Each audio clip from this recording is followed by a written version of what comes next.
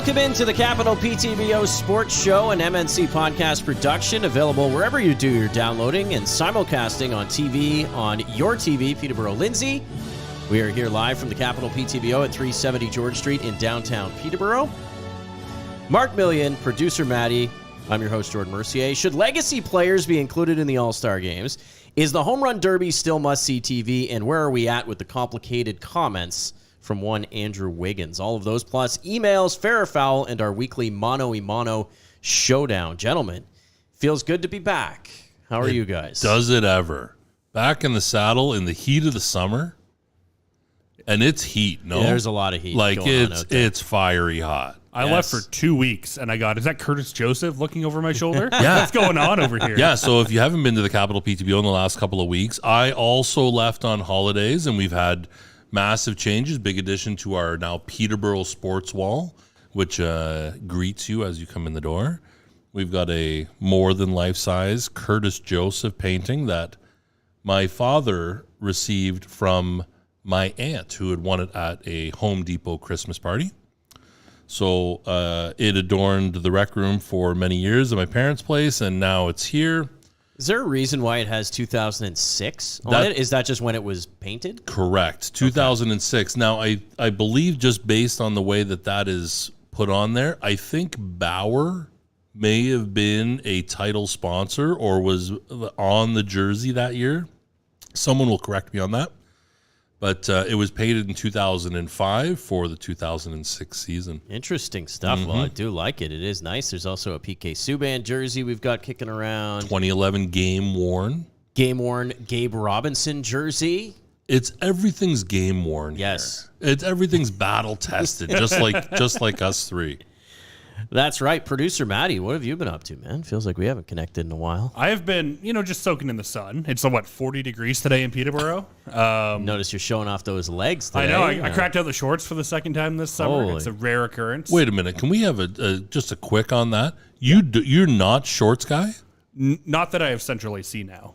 Because most of the time, not to sound too high class here, but I chill. It's 15 degrees in my house, and I just go out in jeans because I'm cold in my house. And I don't go out for long, but most of the time I'm in jeans, yeah. Mercier, what about you? You get home from the office, it's 5 o'clock. Let's say Mrs. M's not there.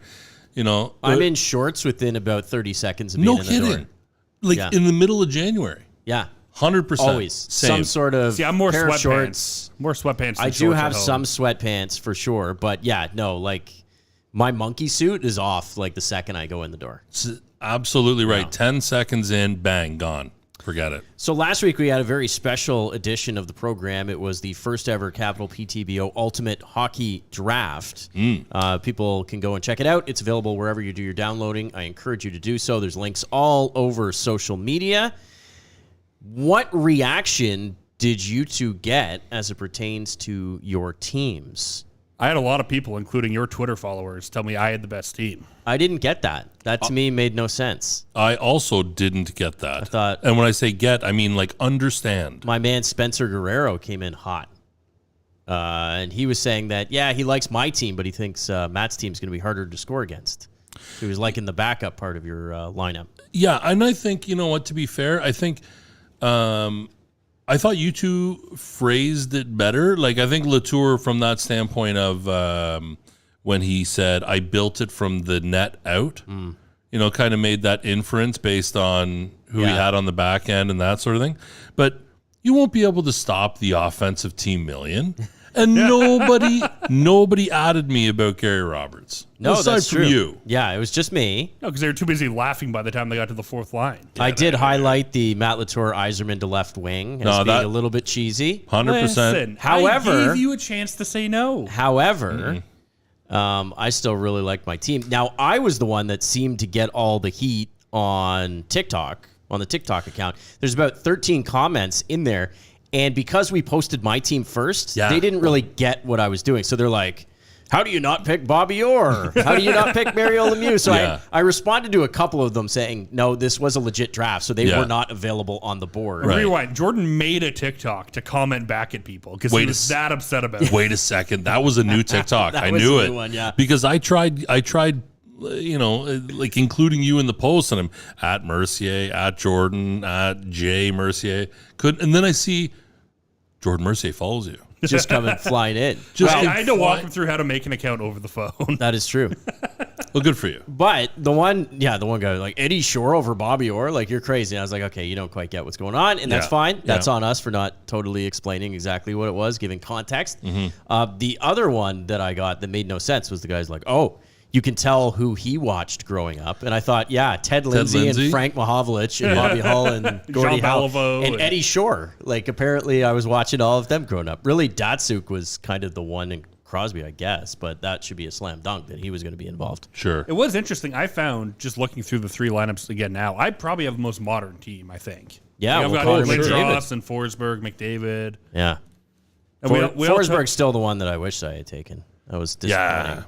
Which is funny, saying you took Datsuk, who you love. I know I do, but I mean, I would take Forsberg over Datsuk for sure. Okay, so the ultimate hockey draft, if you want to go back, it's an evergreen episode. It'll age like a fine wine. So Absolutely. Go back and check it out. There's a lot of good arguments and comments that were made as part of that. A lot of good arguments and comments on the Calgary Flames these days. We've got a couple of topics coming up here, including Matthew Kachuk, who apparently will not sign a long-term deal with Calgary, and that basically forces their hand to trade him. He's one of, going to say, top 10 likely forwards in the National Hockey League, coming off a 40-goal, 100-point season. Yeah. Bit of an agitator. He's the exact kind of player that you don't want to lose if you're the Calgary Flames, particularly after Johnny Gaudreau also went by. Right. What do you make of this? And if you're a Calgary Flames fan, how are you feeling over the last couple of weeks? Because this might be the worst case scenario for you. You've got to feel absolutely distraught over it. And I know that may be like it's sports and whatever, but 80 goals out of your lineup, 85. You're not going to be able to replace that within two. Okay, so one thing you will have is you'll have a massive pool of money now. Salary pool. You're probably going to have $18 million in cap space just on these two dudes. But who's out there? Kadri? You bide your time now. Do you go to the cellar now? Is that what you do? I think it is. I can't believe Gaudreau. I can appreciate it. Once the narrative came out from the Athletic, or that had come out that he wanted to play somewhere that was closer to home. Columbus, good on them, I guess, for making the 4:00 phone call. Mm-hmm. He's a New Jersey guy, and he wanted to play closer to home. Was it not my understanding that New Jersey actually ended up offering him more money? Yeah. Gave him more money, but Gaudreau said he didn't want to be hampered all the time with New Jersey guy playing at home, always tickets, always this and that, and fanfare and this sort of thing. So I want to play at near home, but not necessarily at home. Right. Okay. So is that some of the other? I mean, New Jersey overnight gets much better. Vanacek in goal is serviceable. But Calgary overnight goes to the basement. There's a Canadian club next year in the postseason you won't see. And for the only caveat I see there is that Sutter is a defensive guy first. I don't care who you are though. You lose 25% of your scoring up front. It's going to be a problem. Sutter, in the way that you're describing, is that he has a system that can possibly find ways to win. Mm-hmm. He didn't have 100-point guys in LA, although Kopitar are very close. Yeah, that's right. That being said, I mean, I think the broader narrative is now will you be able to keep franchise players in Calgary? So they kept Jarome Iginla, but I mean, there's a history of very good, very talented Calgary Flames players who end up kind of piecing out. So you got Jarome Iginla, who you traded to Pittsburgh, but you got like draft picks back. Mika Kiprusoff retired there. You got nothing for him. Mark Giordano, expansion pick, walked for nothing. Like Johnny Gaudreau walks for nothing. Mm-hmm. Giordano's the captain. At some point, you got to get some kind of return for these guys. That's hard. Well, it's extremely hard. And Kachuk, so rumors circulating that the list of teams that he'd be willing to be traded to include St. Louis, Vegas, Florida, Nashville, and Dallas. Now, Eric Francis he came out. He covers the team very closely. He said that he doesn't believe that list is actually particularly accurate. So who knows at this point? But it's a lot of small market hockey. Yeah. So I wanted to talk about that, and I wanted to put that in the Gaudreau conversation as well. The first thing my father says to me when he hears that, he goes, my dad, who thought Paul Kariya was a hell of a player. Hey, he made my lineup on the... he did, yeah. But he never wanted to play in big spots. Sure. He took a flyer and signed in Colorado, which I would still not totally describe as like a pressure cooker. But it was a good team, and they had success, and there was pressure. But and I think him and Solani were like super tight. And they went together, and it just failed. One of the great failed kind of teams ever in 2003, 2004.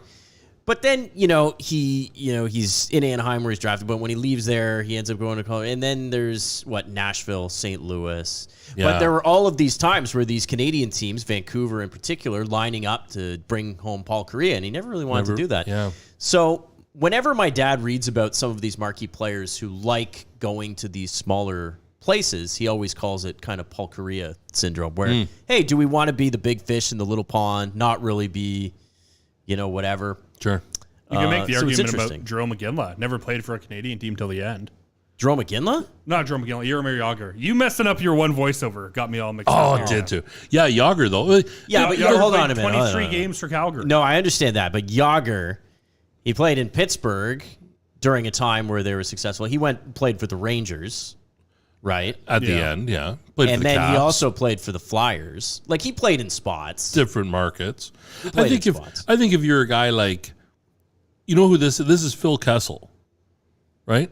Kessel was in Toronto, then like hot dog stories and all this nonsense, and then you know what? I'm gonna wear slides to the rink every night. I'm gonna go and play in Arizona. I'm not gonna play anywhere else ever again. Taylor Hall, these guys do that. I don't blame the guy for doing it. And Matt Kachuk, like some of those other teams, like Nashville, holy smokes, they add a guy like him. It's a good team. They could be a Western Conference finalist. Because we have to often take things and put them through the Toronto Maple Leaf prism. You're looking at two American-born stars in a Canadian market who said, that's it, like I'm leaving. For whatever reason, if Gaudreau wanted to go home, if Kachuk, I don't know if it's come out specifically why he wants to end up leaving, but probably wants to go back to the United States. I was reading an article, too, about Jeff Petri, who got traded from the Montreal Canadiens, who I think was, done. Like, he wasn't going to be a contributor. But one of the things why he wanted to leave was because his wife had difficulty adjusting to the COVID curfew. And, of course, things were different in Quebec, right? Sure, no kidding. And she didn't like that. So she's like, I want to get out of here and go back to the United States. So that played into the quiet sort of trade request in that regard. Austin Matthews, we know it's coming up. We know the conversations are going on right now.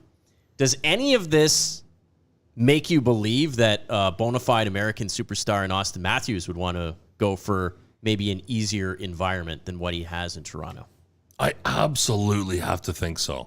And I think if this crop of free agency shows you that was possible, this is something that I think Leaf Nations in particular, probably haters, but people in general have thought about for a couple of years. Yeah.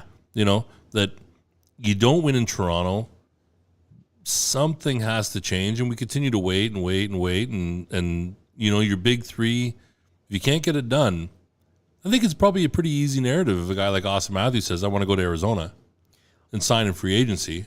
So I look at Matthews. This is a guy that seems to love being the center of attention. Very true. And there's nowhere better to do that than in Toronto. So let's meet in the middle ground there. If he chooses that he wants to leave Toronto, he's still got 1 year left, right? That's right. Maybe it's not as easy as I want to go back and play in Arizona in their little stadium with the 5,000 people. Oh, their OHL rink? But maybe he looks at New York. Maybe he looks at going to a Philadelphia or a Vegas or something like that. Like maybe he still wants to be that great American superstar and doesn't want to necessarily hide away in Arizona.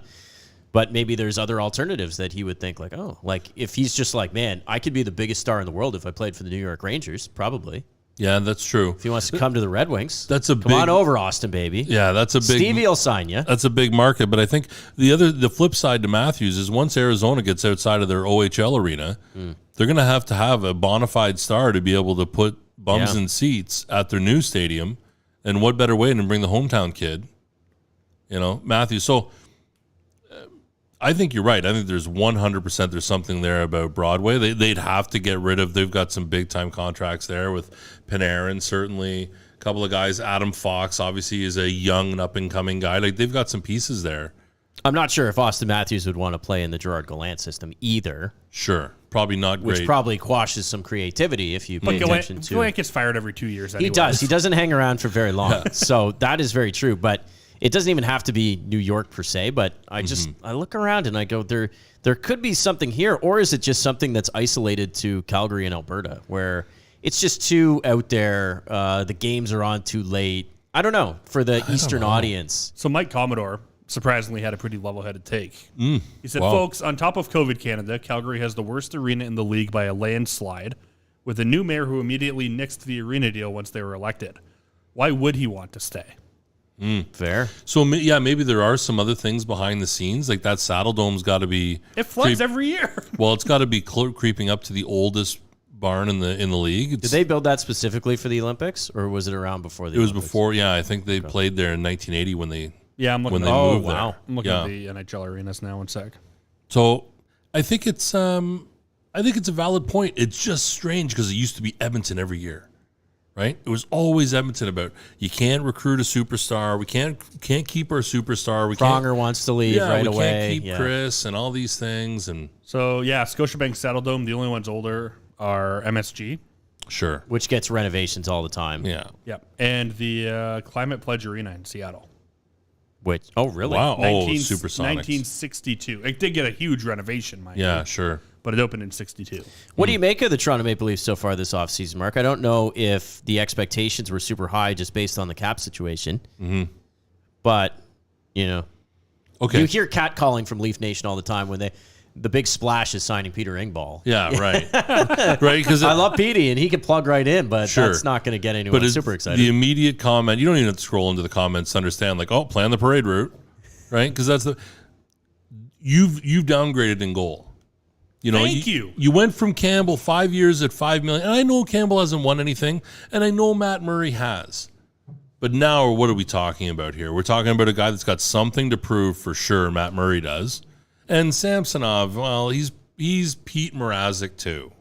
So, for me, I think it's a downgrade. I think Edmonton immediately vaults up. I know that's not your question. Kerfoot's gone, has to be, right? You're over the salary cap now. You've got Kerfoot. Pierre Engvall is a huge man. He's 6'5", 200 pounds, and he plays like he's 5'10", 180.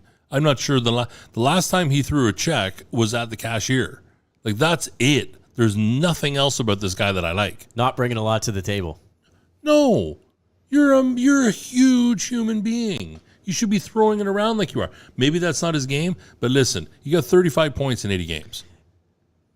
Not to go automatically back to the Don Cherry school of thinking, but I know he used to always say, if you're not going to score, you got to hit or fight or do something. You got to do something. You can't be that guy in the middle who's just not doing anything. Sure. So if you're going to score 40 points, that's fine, but you got to provide me value in the lineup by, clowning some dudes. So at some point, yeah, when you're that big. If I told you in net you had a goaltender who in his time with Toronto was 51, 14, and 9, and only lost in the playoffs to Carey Price and Andrei Vasilevsky.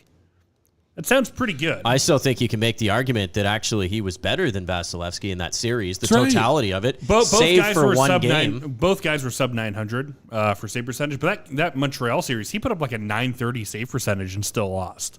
Well, That's you not can't Campbell's do it, fault. but for Campbell, you got to pull. If you pulled that one game out, which was just the game gong 5, show. the gong show, yeah. Yeah, but I mean, Toronto blew out Tampa in game 1. Sure. We're going to keep that in. 51, 14, and 9, and you're telling me that Matt Murray is an improvement? That's Vezina numbers if that's in one season. And last year, Matt Murray won 5 games. This has been a B- postseason for Toronto Maple Leaf hockey.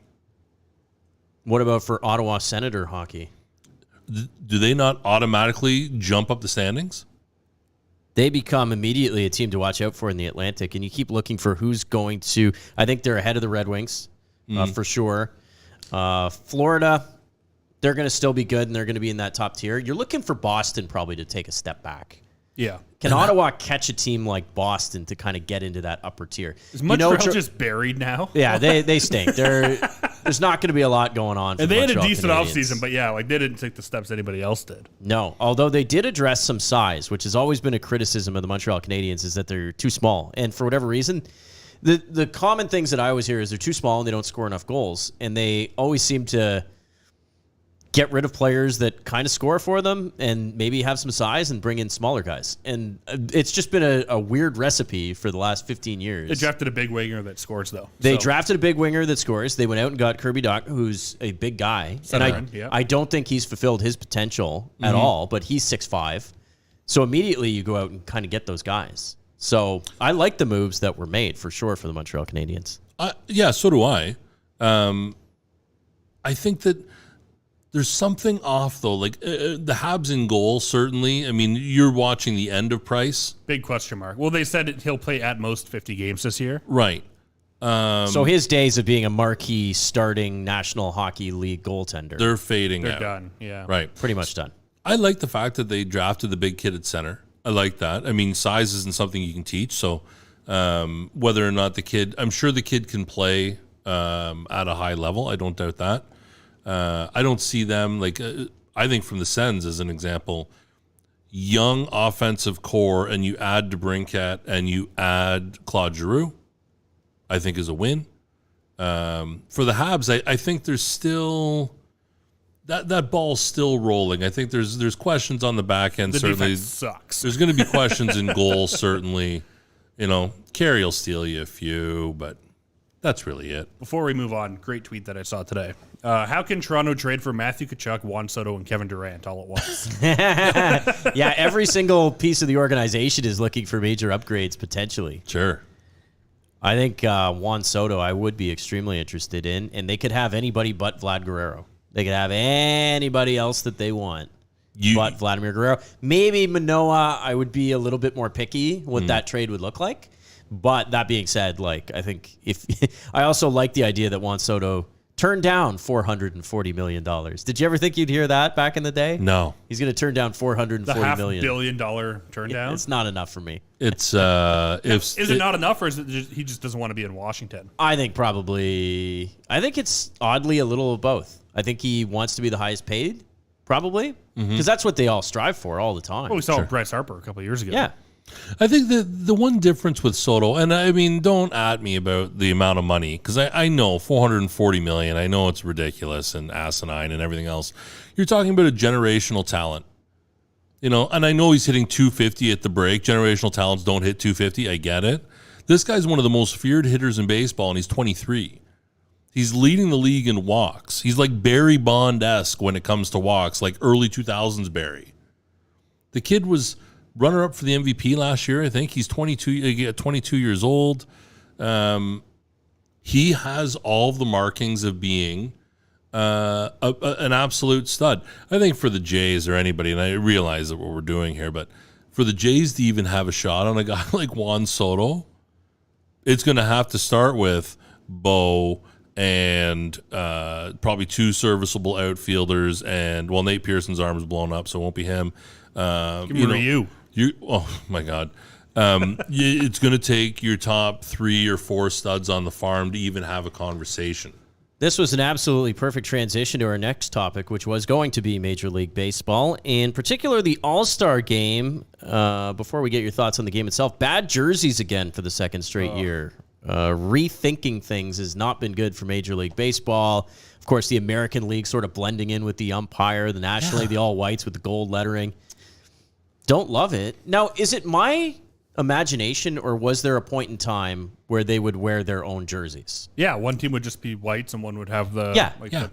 I love it. And I get it, the merchandise they want to sell, they want to make money. But they would always wear those sort of National League, American League jerseys in the Home Run Derby, right? So there would be a way to showcase them. That being said, I yearn for a little bit more of a traditional approach, and I did not like these ones. You can't read that. I know. Terrible. That went through a whole group of people who thought this is a great idea. Went through a whole bunch of people at Nike who then went to MLB and said, trust me, this is what's going to work. We're Nike, right? Yeah. But the City Series, after hitting such a home run with some of the jerseys from the City Series, has been terrific. Milwaukee's is terrific. Colorado's is terrific. Like, a lot of these markets have hit home run balls deep left field on some of their City Series Connect uniforms. And then that? Why can't we just do these? Sure. Is that difficult? My dad says, when my dad first saw them, he comes to the store the next day and he says, why don't they like pay homage to, like the old Negro League teams or something like that where there's some sort of legacy. The Homestead Grays? Yeah, Homestead Grays and Kansas City Monarchs, whatever. Like, does it really matter at that point who's playing for who? But it does when it looks, when the topic of conversation is, I can barely make out the lettering on the back of the jersey.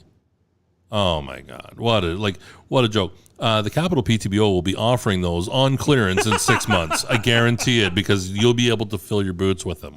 So I thought it was a good game. It's expected that, again, ratings not going to be super great. Mm-hmm. I think all-star games across all sports have become a little bit passé. Before I delve into my idea and my solution for how you could maybe fix that, legacy players. We saw it this time around, Albert Pujols and Miguel Cabrera. Mm-hmm. Good idea, bad idea. I like it. I like the one more time. Sell me on it, because I got issues. I don't like it every year. I like it for a guy. Pujols is 42, came back to St. Louis. There's a big Dominican Republic swell of players, especially young stars, in Vlad Guerrero, in Juan Soto. So I kind of, and Cabrera too. Like, I kind of like that sort of passing of the torch.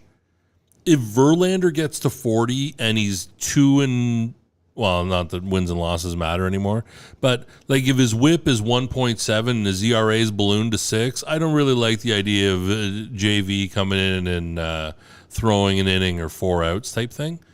I like the commissioner's exemption. I don't like it every year.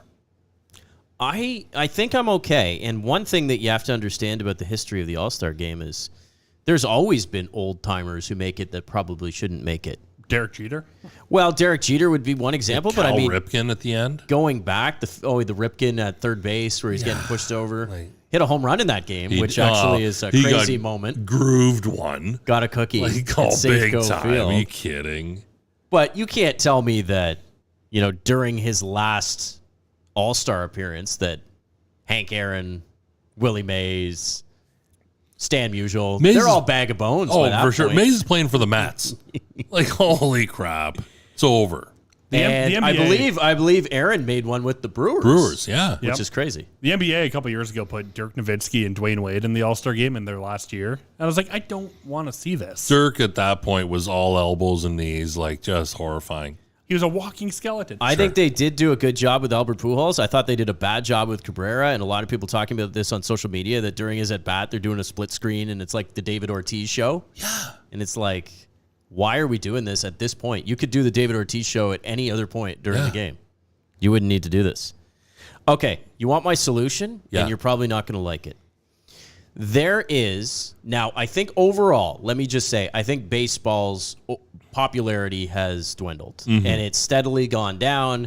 I don't think they've changed the game for the better. I don't think people believe in the direction of the leadership right now. I don't think Major League Baseball does well to market its marquee players. So having said all that, I also know that pointing to the data, in 1997, you'd average more than 30 million people watching the MLB All-Star Game, and it was a big thing.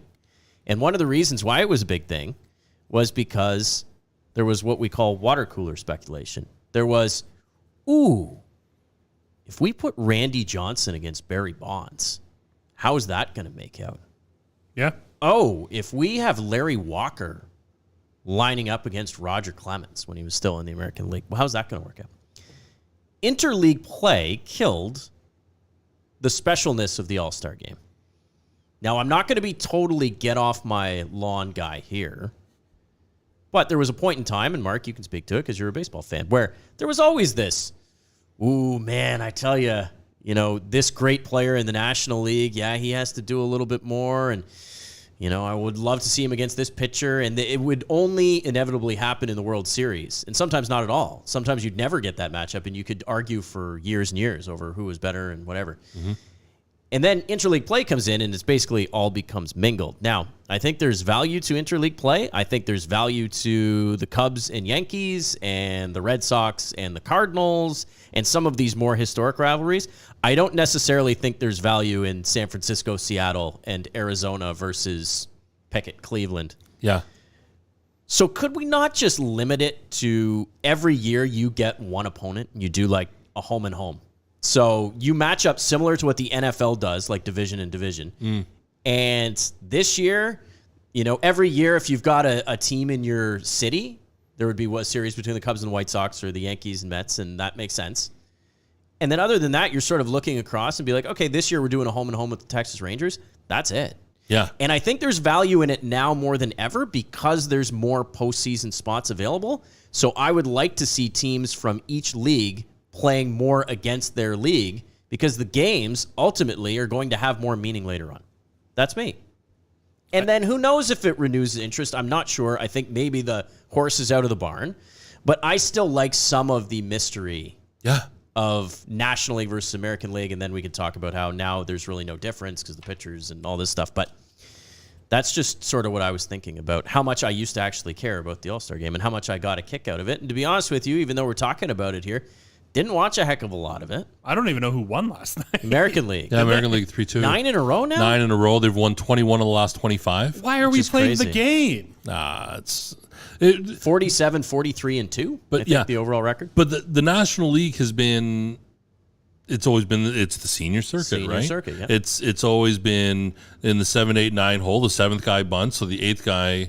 You intentionally walk the 8th guy so that you can 5-4-3 double play the 9th hitter, which is the pitcher. Like that's always been. It's always been smaller ball. It's always been base stealing. It's never been mashers. But to go back to your point of the interleague, like prior to interleague, it was such a treat to watch.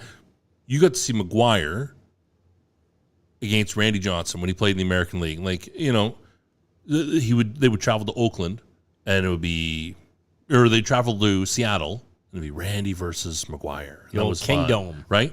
But you would think, what would it be? Randy Johnson against Barry Bonds, or any of these. Like the National League never had really prolific home run hitters before, not necessarily before interleague, but when it started to come around, like Mo Vaughn or Greg Vaughn, like Adrian Gonzalez. So they never really had those super marquee guys.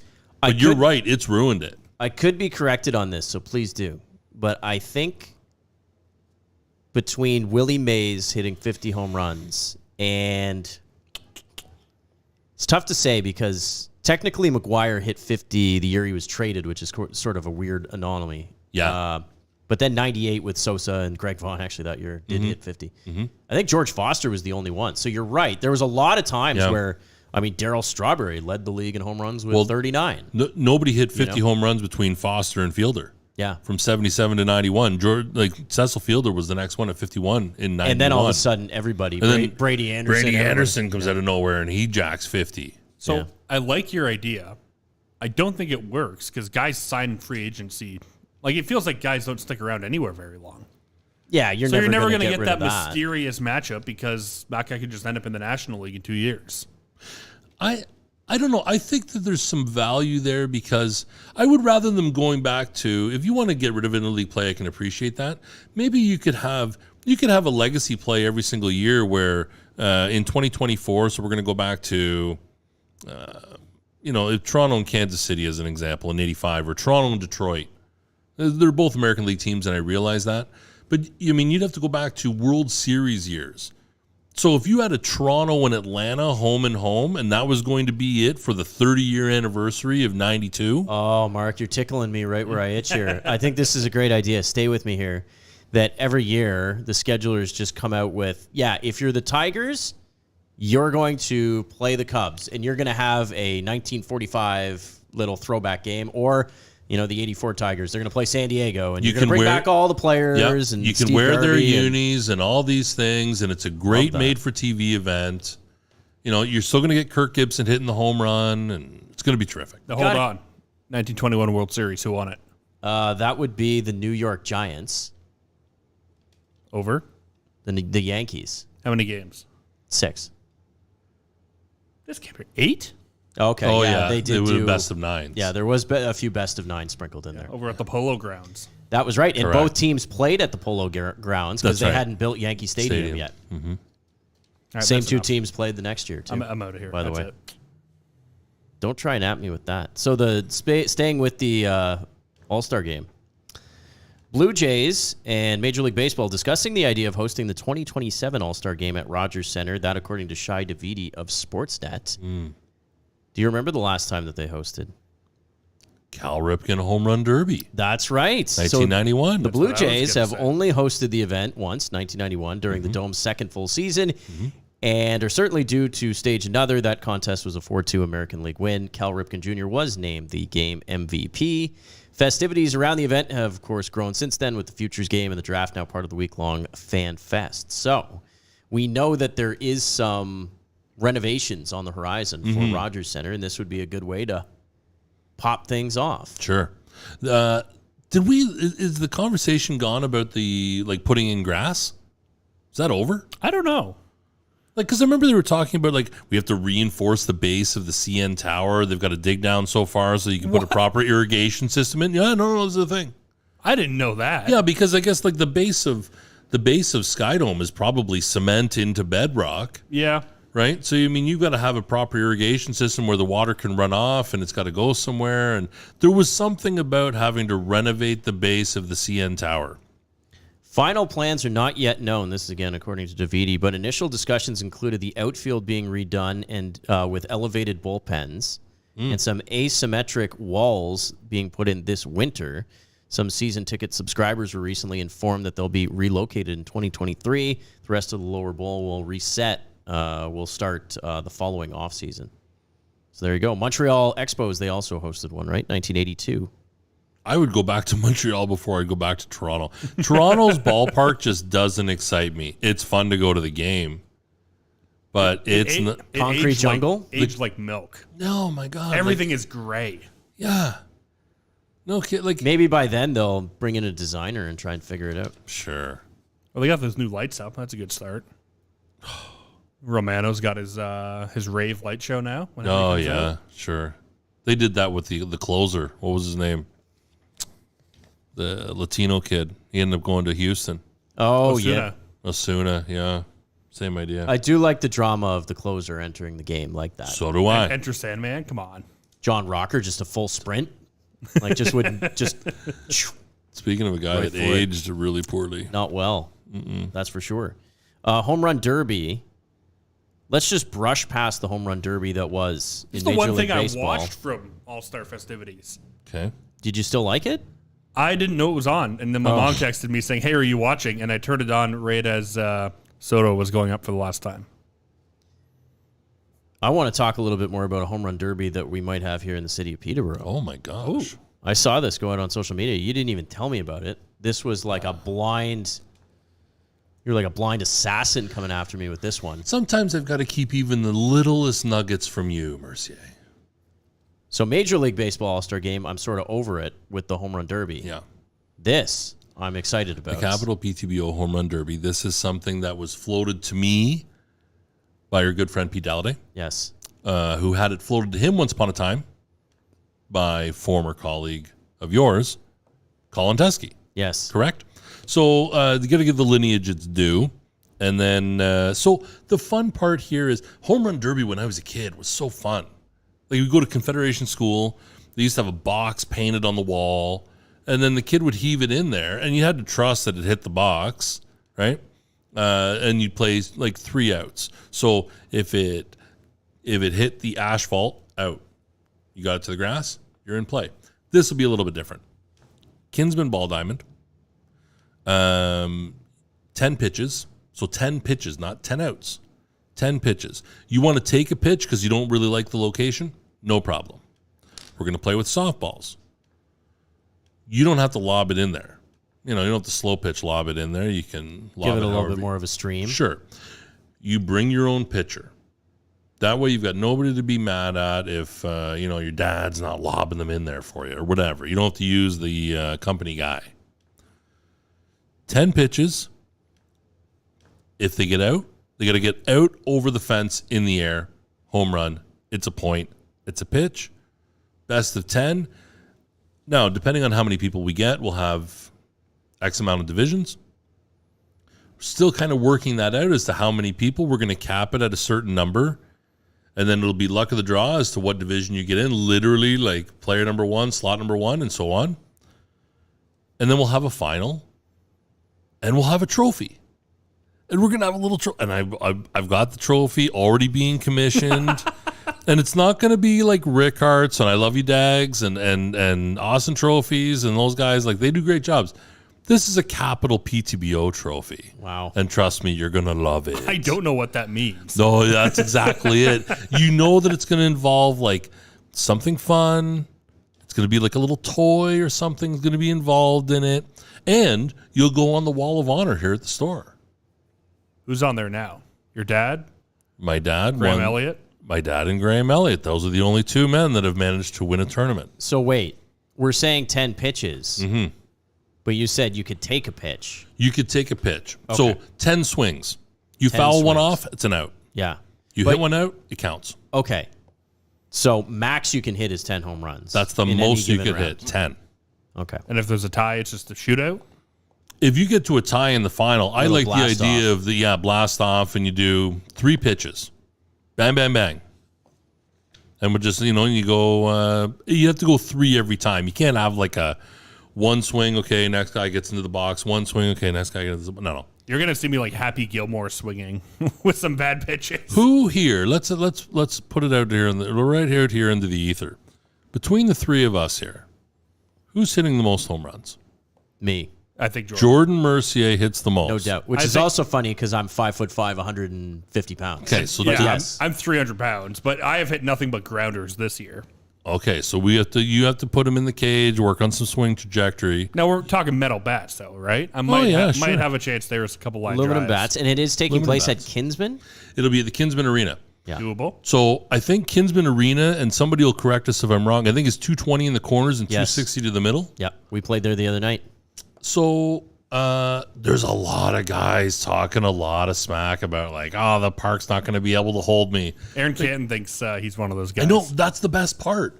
It's the same as when we had the NCAA tournament. I'm going to get a perfect bracket. Beat I it. like it because it's No. it's a challenging yet manageable distance Yeah. for even your average guy. Sure. The trick is, how's your stamina? Sure. When you kind of cap it at 10 swings versus 10 outs, it's not like you're getting in a groove and hitting 20. Yeah. So it's like, wow, I need to make these count. Mm-hmm. That's a bit of an equalizer for some of these guys who might be coming in that, are professional. A Rick Elliott, Ravishing Rick. Sure. Come in and take a swing. I am either going to hit like 8 or I'm going to get skunked and hit 0. From what I've seen, I'm not sure you're going to hit it. I'm not going to hit. Yeah, it's been a listen. I'm the guy You've that had dramatic improvement for the MNC Ravens. I'm just saying, power at this point is not your forte. I don't need it. I'm a speedster. Yeah. I come flying down that first baseline. I scare the first baseman into dropping the ball. I think the genius in all of this is giving local beer leaguers, for lack of a better word, the opportunity to play October baseball. There are a ton of, you can go up to men and women. It's open to men and women. You can go up to Bowers Park any night of the week and find a man or a woman that are weapons on the field. There's guys like I think Shane Sayre was telling me that Diamond 2, which faces into the parking lot, I think he said was 320. Far. Very far. I can measure it right now. And guys are putting it out. They just put up fences there, too. Yeah, right. There wasn't fence before. There's a lot of guys up. Anyway, so I hope that those guys come out. We will need volunteers, and we've talked about having a food vendor. We've already talked to them about it. Barbershop quartet. I would love a barbershop quartet. Make it feel like old Fenway. Yeah. And we'd have a popcorn machine. Gotta have one of those. You got to have one of those.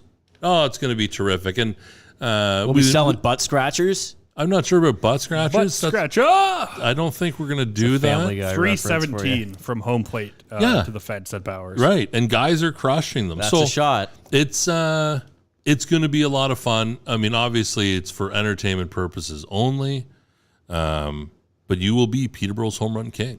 I've had 2 of my men's league team already inquire about it. Okay, your buddy that was drafted to the MLB is not allowed to play. We had another kid, so a kid that's playing for Team Canada Baseball. No! He's currently playing in Atlanta. And the guy comes in, it's our boy Tagging Overveld over at Flavor. T comes in, he's like, I'm going to bring my buddy Matt. No, you're not. I'm going to pay the fee, and then we're going to split the money. I said, I don't think so. I think you're going to be like the halftime show, and, maybe you can sail a couple onto the arena roof. Hold on a minute. Are we putting a limit on my man Steve Wickens, former draft pick of the Minnesota Twins? If he's coming, my buddy Vlad's coming in from Toronto. Give me Who's going to pitch to him? I probably could. Randy Johnson. That's the only way it's fair. Yeah. No, I mean, obviously these dudes, like once you get to the pro level like that. You're ineligible if you're a pro player? You're going to put one into the Kinsman parking lot. Like you're going to hit one. No, you're going to hit Foodland. Yeah, no kidding. You're going to take out a window. How about that? You have to live in Peterborough. That's the most fair stipulation. No, I can't have that stipulation. We need the butts in the seats. We do. Yeah, so you got to bring some all-stars. You got to bring some ringers. We're going to charge $2 and we're going to have a charitable aspect where we're going to give the money back to a local sports organization, like a youth sports organization, and that's important. It's also important to make sure like people dig the long ball. Yes. They do. We know that. Let's do fair or foul. You want to do that quickly? And then we got the mono-y-mono showdown. Now, to be fair. To be fair. To be fair. Foul! Andrew Wiggins became an NBA All-Star and champion this past season, but, he came out in an interview and said he still regrets getting the COVID-19 vaccine. That's weighing on his mind. I'm wondering, fair or foul for Mr. Wiggins? I don't know why he keeps going down this path. What do you gain by saying this? Like, I think it's foul. I also think it's foul. It seems like Andrew Wiggins just wants to stay in the news right now. Sure. You know what? You should be happy with your NBA championship and call it a ball game. He's never going to be embraced as a Canadian athletic hero. You can only snub Team Canada so many times before that we led to the beginning of it, and now I feel like this, fair or foul, name of the segment. But I feel like this will definitely come down from a lot of people who sort of roll their eyes at this. The New York Giants announced Wednesday that they're bringing back the classic blue uniforms for a pair of legacy games this season. I have to say, I grew up, my father was a New York Giants fan, is a New York Giants fan. I really love their blue look from the 80s, like the Lawrence Taylor, Phil Simms days. No kidding. You can give me that all day. Yeah, that's nice. Otis Anderson? Yes. I love Jeff it. Hostetler? Jeff Hostetler? Let's just keep going. No, Mark sure. Ingram? Yeah, no kidding. Oh, my gosh. Sean Landetta? I wouldn't have got him. No. Madden 23 unveiled its wide receiver ratings on Monday, and many are beginning to ask the question after they're seeing this list, where's Jamar Chase? The Bengals pass catcher received an 87 rating. That's only 18th at his position. Yeah. I would suggest, having watched him in the Super Bowl and throughout the playoffs and basically the regular season, he's one of the dynamic weapons in the entire league and should probably be rated a little bit better. I would think so. Devontae Adams is a 99? Yeah. 99. I don't watch enough football throughout the year to accurately do this, but based on what I saw in the playoffs, give him like a 93. He made the Super Bowl. And why not? Yeah, no kidding. He get a bonus for that alone. He was a big-time weapon in all the way through the AFC playoffs. He made Joe Burrow look like a good quarterback. Daniel Cormier is saying he's still mad about John Jones failing those drug tests. Matt, this is your corner of the UFC here. Fair or foul that Daniel Cormier is holding on to this? I mean, Daniel Cormier arguably has one of the greatest resumes of all time, but he's got a couple big blemishes, and it's a roided-up John Jones beating the smack out of him a few times. So, I don't know. I mean, at some point, you got to let it go, I think. But, I mean, Bret Hart's still complaining about Goldberg 30 years later, so who knows? That's true. Yeah.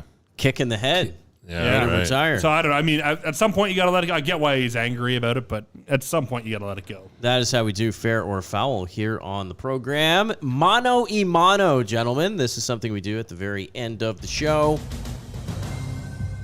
What happens here is we have a category, and you guys go mono-y-mono. You give one right answer. Matt has to answer it. And you get 3 strikes. This one's going to be bad. Baseball, the category 10-time Major League Baseball All-Stars.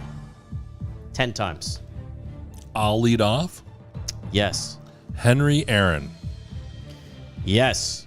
Has the record, played in 24 games, 25 All-Star games over 21 years being on the roster. Barry Bonds. Don't tell me he didn't play in at least 10. Barry Bonds, yes. Okay, come on. 14 for Mr. Bonds. Willie Mays. Willie Mays, 24 for the National League, yes. Derek Jeter. Derek Jeter. See what we got here? Yes, 14. Stan Musial. Who? Stan the Man. I don't know who that is. Rescind his membership to our show. Stan Musial. 24-time All-Star, Stan Musial. David Ortiz. That one, I think. 10 on the nose for David Ortiz. Oh, geez. I remember. Mike Trout. Mike Trout, 10 on the nose for Mike Trout. He must be almost every year he's in the league then. I would suspect. Every year but one. Yeah. Yeah. Now it gets interesting. What now gets interesting? We're at Already. number 9. There's 47 dudes or something he said. I don't know. A lot of dudes. Mark McGuire. Big Mac. See if we can find his name on this list. Don't do this. He's one of like 4 guys I know from before 2000. 12 for Mark Okay. McGuire. Ted Williams. Teddy Ballgame. You better believe he's on this list. And he lost a ton of years to the service too. He might only be like an 11 or 12. He might be a strike by the way Jordan's looking. Get out of here. Come on. I'm going to look him up. Boy, this is lame on the sheet. Ted Williams. Here we go. I must just be like, oh God, 17. He's Thank He you. was so high I didn't even know. Yeah, You thank can't do that to you. me. Thank Apologies you. for anyone. This font is rather small, Sure. so I've had Sure, trouble. can you turn that around again? Oh yeah. Just give me all the answers. Okay. I was going to say Ted Williams. Damn. Randy Johnson. Randy, 10, 5-5 in both leagues. Oh yeah. Seattle and Arizona. Cal Ripken Jr. Yes. Cal Ripken Jr., 19. Roger Clemens. Roger Clemens. Yes, 11. I would have thought more, actually. Ken Griffey Jr. Ken Griffey Jr., 13. Ooh. 10 in the AL, 3 in the NL. You guys are balling right now. Yeah, it's going to get ugly quick.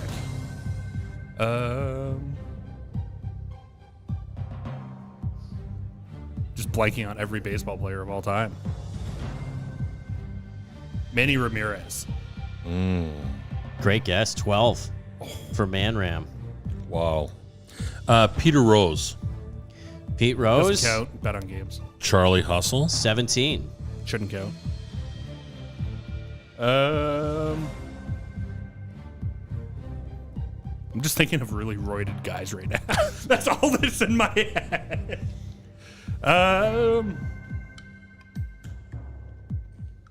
Albert Pujols. Yes. Nolan Ryan. That one's going to be close, bud. That one's you- going to be really close. Are you sure it's going to be close? I think so. 8-time All-Star Nolan Ryan. Get out of here. Come on! I was going to Jesus, say, the guy played 27 years and didn't make 10? We're back in the fight. kind of have a take that he was a little overrated, to be honest with you. No, I understand that. Okay. So that's a strike. That's a Okay, surprising 1-0 strike. Latour. I got a strike. Fine. Roberto Alomar? Yes. 12. Oh, get out of here. Okay. 12. Mickey Mantle. Mickey Mantle, absolutely. He has played the most games in the American League at 16 times. Are we doing one strike or two here? Just making sure. I thought we were going. How we three. doing? No, we're going time? 3 if you... Oh, yeah, sorry, 2 or 3. Well, you got to hurry up I'm and hit gonna some start, X's here. Oh, God, I don't know any more baseball players. No, maybe. Alex Rodriguez? Yes, for sure. 14. A-Rod was my next guy. Crap.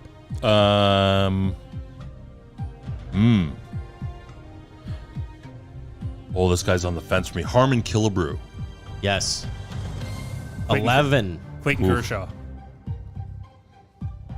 I'm going to suggest that one's going to be really close. I think so too. Want to go to the big board on that one? Yeah, I'll take a look. Wikipedia, thank you. I have a feeling no.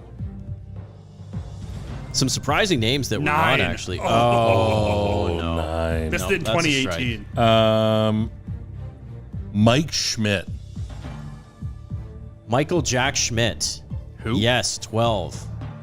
Who? He's Justin Verlander? I'm going to suggest that's probably a no What? either. That's been around for 80 Pitchers in years. All-Star games It's are a little hard, different yeah. because they often skip on their own accord, too. Sure. Let's see here. He'd be close. He's also 9. He's also no, that's Okay, two strikes. Holy jeez. I'm going to take Frank Robinson. Frank Robinson, absolutely. Again, I think even split between the two leagues. Sure. I got 1 strike left. Yeah. Man. It's a better fight than I thought I was going to put up. I would agree. agree, yeah.